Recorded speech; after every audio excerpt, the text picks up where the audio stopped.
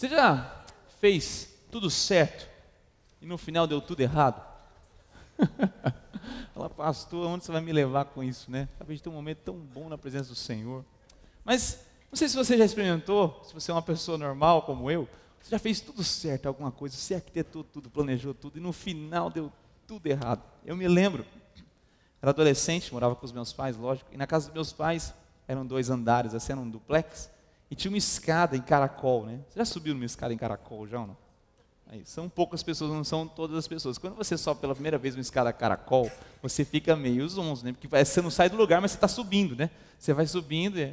Mas eu era moleque e subi e descia aquela escada assim, 2, 3 degraus, assim, uma vez só. Então eu subi e descia na maior moleza. E na adolescência, né? Eu vinha à igreja, era sendo ministrado, ó, você adolescente tem que ser um filho que agrada os seus pais, obediente. Naquele dia, meus pais estavam dando um jantar para um grupo de pessoas. E o jantar era no andar de cima, a mesa estava posta no andar de cima, e no andar de baixo ficava a cozinha. Naquele dia eu quis dar um exemplo. Falei, mãe, pode deixar que eu vou te ajudar a levar as coisas lá para cima.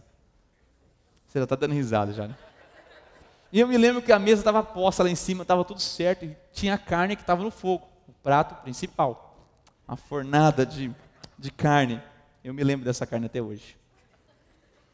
E eu falei, mãe, pode deixar que eu levo. Eu pego isso tudo. Peguei, coloquei as luvas, aquela coisa toda, os panos de prato que estava quente. Eu falo, toma cuidado, menino. Não, mãe, deixa comigo. Eu, na maior da boa vontade, falei, não, hoje eu vou tirar uma nota 10. Peguei aquela bandeja com a carne, todo mundo lá esperando. Está subindo a carne, vamos começar a jantar. E adivinha o que aconteceu?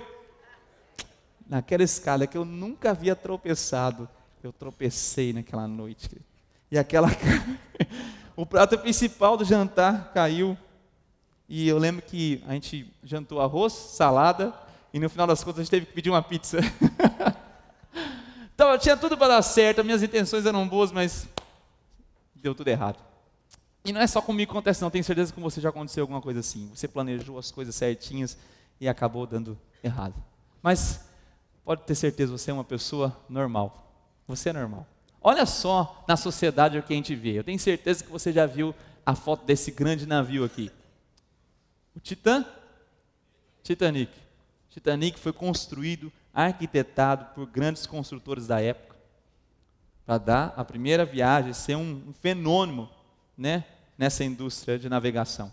E você sabe, né, que o construtor, o engenheiro desse grande navio Titanic disse assim, ó, nem Deus é capaz de afundar este grande navio. Tinha tudo para dar certo, mas deu errado, porque ele não estava contando com um grande iceberg no caminho, não é verdade? Você sabe que milhares de pessoas vieram a morrer nesse incidente. Mas tem outra imagem que eu vou colocar daqui a pouco, que não é tão... vai mexer com você um pouco, eu já peço desculpas antes de colocar. Tinha tudo para dar certo, mas deu errado. Tinha tudo para dar certo, né? Copa do Mundo no Brasil, né? Mas 7-1. Não deu muito certo não. Mas pode mudar de tela, né? Vamos mudar de tela, melhor, né? Mas a minha pergunta para você é a seguinte, mas quando obedecemos a Deus, e mesmo assim nos encontramos em situações difíceis? Eu não estou querendo falar de Titanic, de futebol, de Copa do Mundo, nem de carne caindo pela escada. Eu quero falar com você quando eu e você obedecemos a Deus, fazemos exatamente o que Deus nos pediu, e mesmo assim nos encontramos em situações difíceis. Tenho certeza que você já deve ter pensado nisso, passado por isso. E quem sabe alguns questionamentos vêm à sua mente. Será mesmo que Deus está nesse negócio?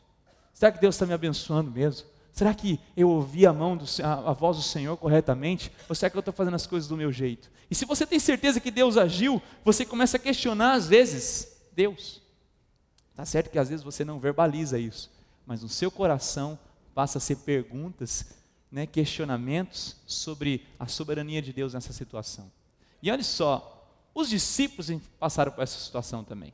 Não é só eu e você, nós somos pessoas normais. Os discípulos de Jesus, pessoas que seguiam Jesus de perto, passaram por uma situação semelhante. E eu quero junto com você passar por esse texto de Marcos capítulo 4. Você pode abrir sua Bíblia. Marcos capítulo 4. Nós vamos ler dos versículos 35 ao versículo 41. E nós vamos ver que eu e você, assim como os discípulos, muitas vezes nós podemos obedecer o que Deus nos manda e mesmo assim acabar em situações muito difíceis. Marcos, capítulo 4, versículo 35 ao versículo 41. Dá uma espiada, vê se alguém aí não tem Bíblia do seu lado. Isso, estende a sua mão, convida para sentar mais perto.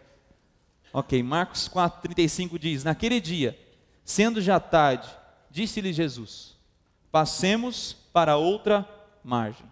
E eles, despedindo a multidão, o levaram assim como estava no barco, e outros barcos o seguiam. Ora, levantou-se grande temporal de vento, e as ondas se arremessavam contra o barco, de modo que o mesmo já estava a encher-se de água. E Jesus estava na popa, dormindo sobre o travesseiro. Eles o despertaram e lhe disseram: mestre, não te importa que pereçamos? E ele, despertando, repreendeu o vento e disse ao mar: acalma-te, emudece. O vento se aquietou e fez-se grande bonança. Fala comigo, grande bonança. Grande. Amém. Então lhes disse: por que sois assim tímidos? Como é que não tendes fé? E eles, possuídos de grande temor, diziam uns aos outros: quem é este que até o vento e o mar lhe obedecem? Vamos falar isso de novo? Quem é este que até o vento e o mar lhe obedecem? O Evangelho de Marcos é fascinante. O Evangelho de Marcos, na verdade, é quase um repórter. Ele é um grande, exímio contador de histórias. Ele coloca alguns detalhes, quando ele conta as histórias muito importantes, e são detalhes que querem mostrar a veracidade dos acontecimentos. Primeiro é isso. Quando você vê Marcos, Marcos coloca detalhes. Ele falou que Jesus estava dormindo, no lugar onde Jesus estava dormindo e como Jesus estava dormindo. Olha só a veracidade dos fatos. Marcos, ele vai revelando quem é Jesus Cristo aos poucos. O objetivo do Evangelho de Marcos é mostrar que Jesus Cristo era mais do que um professor da lei, mais do que um rabino daquela época, mas que Jesus era Filho de Deus. Ele estava fazendo esse escrito para quem fosse ler, percebesse: isso realmente aconteceu, isso realmente aconteceu, na riqueza de detalhes. E eu quero passar com você versículo a versículo, para entender essas situações que os discípulos ali de Jesus Cristo estavam passando. Primeiro versículo é o versículo 35, diz: naquele dia, sendo já tarde, disse-lhe Jesus: passemos para outra margem. Foi Jesus que disse: vamos passar para outra margem. Eles estavam no mar da Galileia, que na verdade é um grande lago, mas é tão grande que eles têm esse nome de mar da Galileia. E eles iam fazer essa travessia. Não foi um discípulo que deu a ideia, não foi uma necessidade que isso foi gerada, mas foi o próprio Senhor Jesus Cristo que disse para eles: passemos para outra margem. E eles fizeram o quê? Obedeceram, prontamente obedeceram. E eles, despedindo a multidão, o levaram assim como estava, no barco. Porque no começo do capítulo 4, diz que Jesus Cristo estava pregando para uma grande multidão. O que ele fazia? Jesus Cristo é sábio. Ele estava na praia, à beira-mar, pregando o evangelho para aquelas pessoas. Ele subiu um barco, pediu para o barco se afastar um pouquinho da orla e usou toda a acústica da praia para pregar a multidão. Imagina só eu tentar pregar sem o microfone aqui, ó. Você ia me ouvir? O pessoal do fundo está me ouvindo? Não está. Eles não estão nem sabendo o que eu estou falando. Eu perguntei se o pessoal do fundo estava me ouvindo. Sem o microfone fica complicado. Imagina Jesus pregar para uma multidão. Jesus fez isso, entrou um barco, pediu para se afastar e pregava do mar para as pessoas que estavam na praia. Ele estava ali e ele falou: vamos passar agora para outra margem.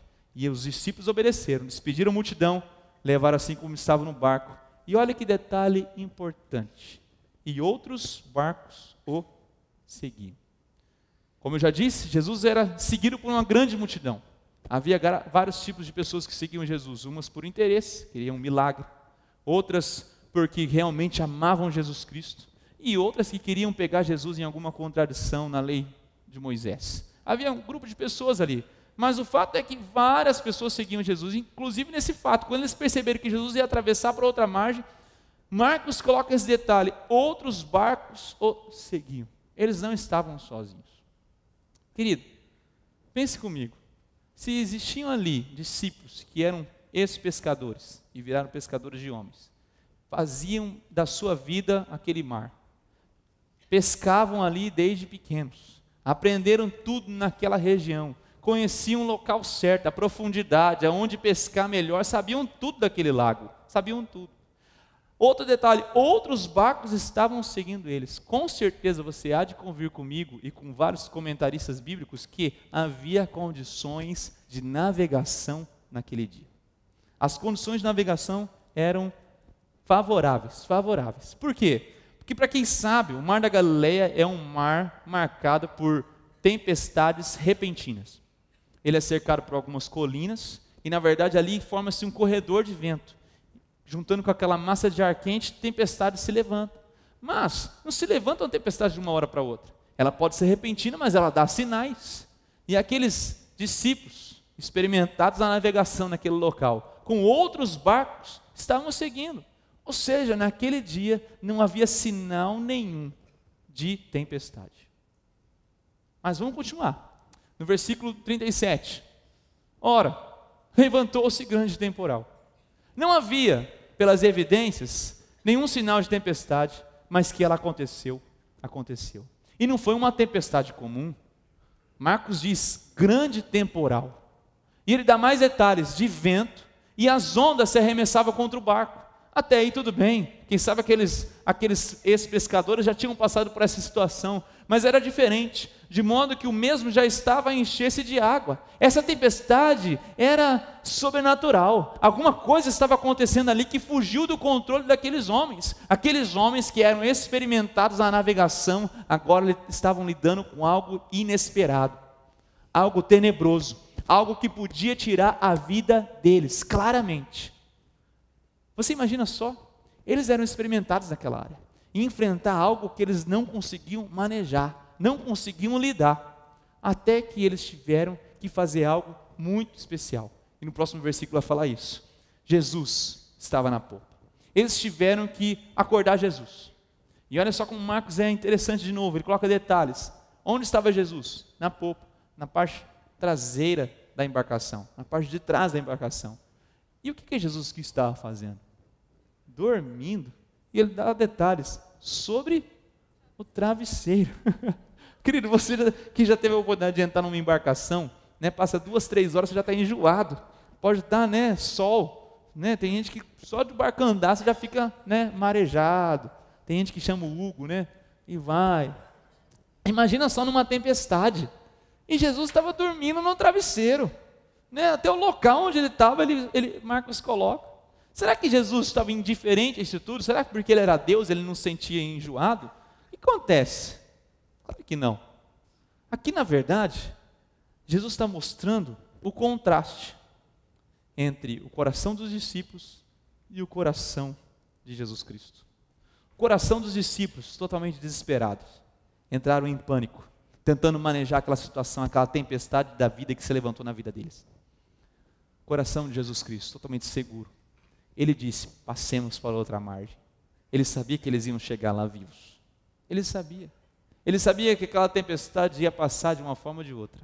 Jesus tem um coração totalmente seguro. Querido, eu faço a seguinte pergunta para você: que coração que nós estamos buscando? Que coração que estamos buscando quando temos uma tempestade na vida, quando temos um problema na vida? Será que o nosso coração está totalmente desesperado? Tentando manejar a situação com as nossas próprias forças? Será que a gente está tentando dar uma solução com o nosso próprio entendimento? Aqueles homens eram marinheiros, eram experientes, eles estavam tentando lidar com aquela situação, mas não conseguiram.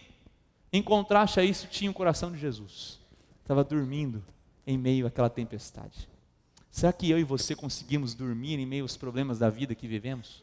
Será que eu e você estamos conseguindo colocar a cabeça no travesseiro e falar, Senhor, em paz me deito e logo pego no sono, porque só Tu, Senhor, me fazes repousar em segurança, como o salmista diz?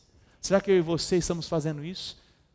Querido, eu convido a você, a próxima vez que você perder o sono por causa de um problema, lembrar que Jesus Cristo, o contraste do meu e do seu coração, está na embarcação também, está na mesma situação com você.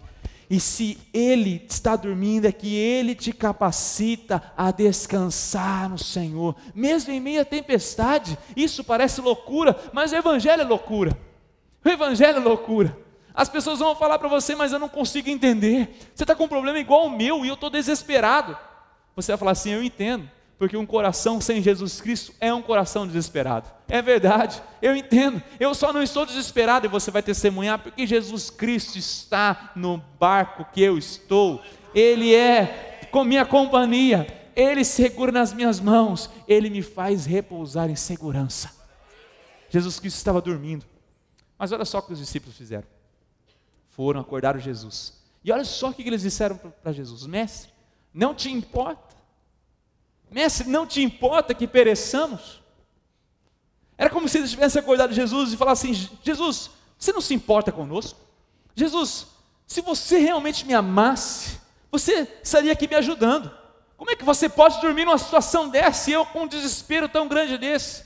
Jesus, realmente nós fizemos tudo o que você pediu, fizemos exatamente o que você ordenou, e olhe só onde o Senhor nos colocou. O Senhor me empurrou para o olho do furacão, o Senhor me colocou nessa situação, o Senhor não se importa comigo. É como se os discípulos estivessem falando: Jesus, você não me ama, porque quem me ama não me deixa passar por dificuldades. Mas não é isso que a palavra do Senhor diz. E nós vivemos um evangelho triunfalista, querido. Um evangelho que, se seguimos isso e aquilo, sempre teremos vitória. Amém? Deus nos dá vitória. Assim como o final do texto, que Deus acalmou a tempestade. Mas isso não quer dizer que você vai passar pelo deserto. Não quer dizer que os amigos de Daniel não foram jogados na fornalha de fogo. Não quer dizer que Daniel não foi jogado na cova dos leões. Eles saíram vivos da fornalha de fogo. Daniel saiu vivo da cova dos leões, mas eles entraram na fornalha, assim como Daniel entrou na cova dos leões. Por exemplo, você deve conhecer muito bem a história de Jó. A história de Jó era um homem que agradava o coração de Deus, e mesmo assim foi retirado dele toda a família, tudo que ele tinha, e a saúde dele. O que sobrou foi a esposa e alguns pseudo-amigos, e todos esses que sobraram falavam assim: ó Jó, desiste, ó Jó, amaldiçoa o seu Deus e morre, pede a morte. Mas Jó permaneceu firme, e o Senhor no final deu em dobro tudo que ele tinha. Jesus Cristo, quando foi batizado, uma voz dos céus falou: este é meu filho amado em quem me comprazo. Se existe um modelo de perfeição, se existe alguém que foi perfeito, é Jesus Cristo, não existe outro. Por melhor que sejamos, a gente não chega aos pés de Jesus Cristo. E Jesus Cristo tinha todos os motivos para ser abençoado, ser coroado. Mas depois do batismo, o Espírito Santo conduz Jesus Cristo para passar uma temporada de 40 dias no deserto, em jejum, com uma companhia ainda: Satanás. O apóstolo Paulo, de perseguidor da igreja, começou a plantar a igreja, se envolveu com a implantação de igrejas, com o evangelho, escreveu várias cartas, e entre muitas cartas, Paulo escreveu numa prisão, com algemas. Ele disse: já aprendi o segredo para viver contente em toda e qualquer situação, sem ser humilhado ou honrado. Querido, Paulo entendia que Deus sim, Ele permite a gente passar por tribulações.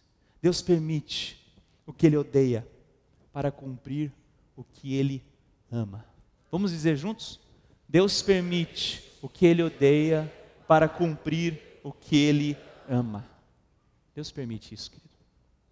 No livro de Juízes, se você for ler o livro de Juízes, recentemente, alguns domingos atrás, o reverendo Ozzy pregou sobre isso. E pregou sobre um ciclo que há no livro de Juízes. E um dos ciclos é quando Deus permite a opressão dos inimigos sobre o povo de Israel. Deus permitiu. O povo de Israel desobedeceu a Ele.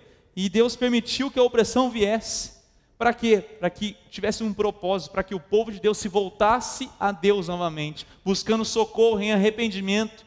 E o texto diz que quando aquele povo se dobrava em arrependimento, buscando ao Senhor, Deus respondia trazendo um homem ou uma mulher que eram os juízes, que eram representantes de Deus, que falavam em nome de Deus e conduziam o povo à vitória. E logo em seguida vinha um período de paz. E se você fizer as contas, o período de paz é maior do que o período de opressão. Aleluia, aleluia. Deus é claro que vai te dar paz, claro que vai te dar vitória. Assim como Ele acalmou a tempestade nesse texto, Ele vai. Mas isso não quer dizer que você não vai passar pela tempestade. E aí faz toda a diferença. Como nós estamos falando: mestre, não te importas comigo? Ou nós estamos falando: mestre, eu não consigo lidar com essa situação. Toma essa tempestade, Deus, acalma ela para mim. Emudece o mar, fala para o vento parar. Eu não consigo, eu preciso de Ti. Porque Deus permite o que Ele odeia para cumprir o que Ele ama. Olha só o que o texto de Provérbios diz. Provérbios diz, porque o Senhor corrige quem Ele ama, assim como o pai corrige o filho a quem Ele quer bem. Provérbios 3, versículo 12. Você que é pai e mãe sabe disso. Quando nós vamos corrigir o nosso filho, dói mais na gente do que neles. Você sabe disso. Não é fácil. Mas só corrige quem ama. Deus muitas vezes traz provações para que possamos sair aprovado dessas situações. Aprovado dessas situações. Mas os discípulos tinham que entender algo muito especial lá, e eu e você temos que entender. A diferença entre a tempestade e Jesus Cristo. A tempestade, ela é poderosa. As tempestades que se levantam na nossa vida, elas são fortes. Claro que são. Elas nos machucam, elas trazem angústia, ansiedade, dor, não é verdade? Às vezes, alguma enfermidade que se levanta na sua casa, alguma situação financeira, de relacionamento que se quebra, não sei. Ela é forte. E detalhe, ela não me ama. Ela quer acabar comigo. E se eu e você nos entregarmos às tempestades da vida, aos problemas que se levantam na nossa vida, você vai acabar numa cama depressivo, destruído, arruinado, em todos os sentidos. Agora, Jesus Cristo, olha a diferença de Jesus Cristo. Jesus Cristo, Ele tem poder, só que Ele me ama. Ele me ama. Jesus Cristo tem poder e me ama. O texto diz que no começo, com a tempestade, eles estavam temerosos, em pânico, por causa da tempestade. Mas no final, o texto diz que eles continuaram com um grande temor, mas não por causa da tempestade mais, mas por causa de Jesus Cristo. E cheios de temor disseram: quem é este que até o vento e o mar lhe obedecem? Quem é este tão poderoso que o vento e o mar lhe obedecem? E você sabe que naquela época, quem controlasse o mar era só Deus controlava o mar. Ele era indomável, os ventos eram indomáveis. Só a divindade, eles acreditavam, só um ser divino podia controlar o mar. E Marcos está dizendo mais uma vez: olha, Jesus Cristo é o Filho de Deus, Ele é Deus, Ele é Deus, Ele controla todas as situações, todas as nossas situações. Mas o texto diz mais alguma coisa. No versículo 39, continua, ele fala: e ele despertando, repreendeu o vento e disse ao mar: acalma-te, emudece. Essa palavra repreendeu aqui é muito importante no texto. Se você for na palavra grega que é usada atrás de repreendeu, epitimao, ela quer dizer o seguinte: ela é usada pelo mesmo evangelho de Marcos, pelo mesmo autor Marcos, em algumas situações. E todas as situações que ele usa essa palavra grega é quando Jesus lida com possessões demoníacas. Quando Jesus repreende, expulsa um demônio de uma pessoa, ele usa essa palavra, epitimao, repreendeu. Quando ele lida com possessões demoníacas no evangelho de Marcos, Marcos usa a mesma palavra. Não é à toa que Marcos usou a mesma palavra grega quando Jesus Cristo repreende o vento e o mar. Lembra que eu falei para você que as condições de navegação eram favoráveis? Outros barcos os seguiam, haviam pessoas ali experientes em navegação e ninguém falou assim: não, vamos ficar, não, vamos atravessar. Sim, todos falaram, vamos atravessar. E olha só, vários barcos vão conosco. Mas de repente, subitamente, um grande temporal se levanta. Eu não estou falando isso sozinho, vários comentaristas bíblicos aprovam isso, de que Jesus Cristo estava lidando com aquela tempestade, não como uma tempestade comum, um grande vento, um ciclone que se formou ali, não, mas realmente com uma ação demoníaca contra a vida dele e dos discípulos. Você começa a entender quando você lê os capítulos anteriores que Jesus Cristo começa a pregar sobre o reino de Deus. O reino de Deus vai se expandir, o reino de Deus é como o semeador saindo a semear, ou o reino de Deus é como um grão de mostarda, com um pequeno grão, uma pequena semente, e que plantando dá uma grande hortaliça. E você começa a entender, o próximo passo que Jesus Cristo dá, fala: passemos para outra margem. E quando você lê o texto subsequente, você vai entender que Jesus Cristo aporta na terra de Gadara, e ali ele encontra um homem endemoniado, e ele liberta esse homem. Você sabe a história, no final disso ele é convidado, ele e seus discípulos, a se retirarem da cidade. Eles não gostaram de Jesus ali, fala assim: Jesus, ó, não queremos mais nada, não volta para... E expulsaram Jesus, e Jesus só atravessou o mar da Galileia, expulsou um homem e voltou novamente para o lugar onde ele estava. Que disse: mostra claramente que Jesus Cristo entendia a ação do inimigo contra a vida deles, impedindo eles de pregar o evangelho. Quem sabe eu e você precisamos reconhecer isso na nossa vida também, quando pregamos o evangelho para as pessoas, quando falamos de Jesus para a cidade. Nós temos aqui uma meta de 5% da cidade, nós temos que entender que o diabo não está nem um pouquinho feliz com isso. Não está nem um pouquinho feliz com isso. Ele quer nos calar, ele quer gerar tribulações, tempestades na sua vida, na minha vida, para que a gente venha se desanimar, para que a gente venha questionar Deus. Deus, você não me ama, por que você deixou isso acontecer? E ter a mesma atitude dos discípulos. Mas Jesus Cristo entendeu isso e repreendeu o vento e o mar. E disse. Aqui o texto não fala que Deus gritou em alto bom som. Ele apenas disse. Jesus trata, presta atenção, a minha e a sua tempestade, o meu e o seu problema, assim como ele trata uma criança mimada. Você deve ter filho pequeno, quem tem filho pequeno sabe, né? O filho está fazendo birra. O que você fala, o pai ou a mãe? Menino, chega, acabou, hein? Quietinho agora, não quero mais ouvir você falar. Você não fala assim às vezes para cortar a birra da criança? Jesus Cristo estava falando isso para a tempestade. Tempestade, chega, acalma-te. Vento, mar, chega, acabou. Chega. Deus trata o meu e o seu problema como se ele estivesse emudecendo uma criança mimada. Tal é o poder do nosso Senhor Jesus Cristo. Nosso Jesus Cristo é poderoso, querido. Ele é poderoso. Aleluia. Aleluia. É que os discípulos não estavam entendendo isso. Eles estavam vendo Jesus Cristo dormindo na popa e achando que ele não estava se interessando com ele. Ele estava em silêncio. Isso eu e você precisamos entender. Não confunda o silêncio de Deus com a ausência de Deus. Quando você vê o Velho Testamento e para o Novo Testamento, houve um período intertestamentário de aproximadamente 400 anos. Nesse período, Deus não falou diretamente com ninguém, não levantou nenhum profeta, não falou com ninguém, foi um período de silêncio total, 400 anos. E de repente, Deus volta a falar. Deus quebra o silêncio e volta a falar novamente. E você sabe como isso aconteceu. Ele levanta João Batista para anunciar Jesus Cristo. E Jesus Cristo, que é como a forma que Deus escolheu para falar no meio do seu povo, ele dá a primeira palavra dele. Você sabe qual que é a primeira palavra de Jesus Cristo? Um choro de uma criança. Ele nasceu numa estrebaria. E o primeiro sinal que Deus ia quebrar o seu silêncio foi um choro de uma criança. Sabe o que isso mostra para mim e para você? Vida. O choro de uma criança é vida.